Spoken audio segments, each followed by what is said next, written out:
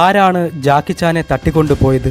The young master എന്ന സിനിമയുടെ പ്രവർത്തനങ്ങൾ അണിയറയിൽ നടന്നുകൊണ്ടിരിക്കുമ്പോൾ സിനിമയെ വെല്ലുന്ന നാടകീയമായ സംഭവങ്ങളാണ് ജാക്കി ചാന്റെ ജീവിതത്തിൽ നടന്നത്. ജാക്കി ചാന്റെ സിനിമാ മേഖലയിലെ ഗുരുവായിരുന്ന ലോവേ ജാക്കി ചാൻ നടത്തുന്ന പ്രവർത്തനങ്ങളിൽ പ്രകോപിതനായിരുന്നു. ലോവേയെ സഹായിക്കാനായി ലോകത്തെ തന്നെ ഏറ്റവും കുപ്രസിദ്ധമായ ഒരു ഗുണ്ടാ സംഘം തന്നെ ഉണ്ടായിരുന്നു. ട്രയാഡ് എന്ന അധോലോക സംഘടനയായിരുന്നു അത്. പല ഇന്റർവ്യൂകളിലും ഹോങ്കോങ് സിനിമാ മേഖലയിലെ അഴിമതിയും അതിനു പിന്നിൽ ഒരു രഹസ്യ സംഘടന പ്രവർത്തിക്കുന്നുണ്ട് എന്നുമുള്ള ജാക്കി ചാന്റെ വെളിപ്പെടുത്തലുകൾ ട്രയാഡിനെ പണ്ടുമുതലേ ജാക്കിയുടെ ശത്രുവായി മാറ്റിയിരുന്നു. അവര് ജാക്കിയെ പൂട്ടാൻ തന്നെ തീരുമാനിച്ചു. സിനിമാ ചിത്രീകരണം കഴിഞ്ഞ് പതിവ് പോലെ കാറിലേക്ക് നടന്നടുക്കുകയായിരുന്നു ജാക്കി ചാൻ. പെട്ടെന്നാണ് 4-5 ആയുധധാരികൾ അവിടേക്ക് എത്തിയത്. തങ്ങളോടൊപ്പം വന്നില്ലെങ്കിൽ കൊന്നുകളയുമെന്നാണ് ഭീഷണി.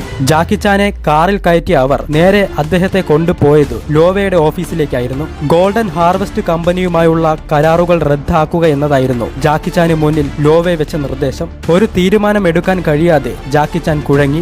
ഹോങ്കോങ് സിനിമാ മേഖലയിലെ അതികായനായ ലോവയെ എതിർക്കുന്നത് ബുദ്ധിയല്ല.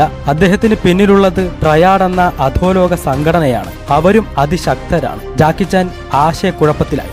ആവശ്യം അംഗീകരിക്കുകയല്ലാതെ ജാക്കിയുടെ മുന്നിൽ വേറെ വഴിയൊന്നും ഉണ്ടായിരുന്നില്ല. അദ്ദേഹം ലോവയുമായി സിനിമകൾ ചെയ്യാമെന്ന കരാറിൽ ഒപ്പിട്ടുകൊണ്ട് അവിടെ നിന്നും രക്ഷപ്പെട്ടു.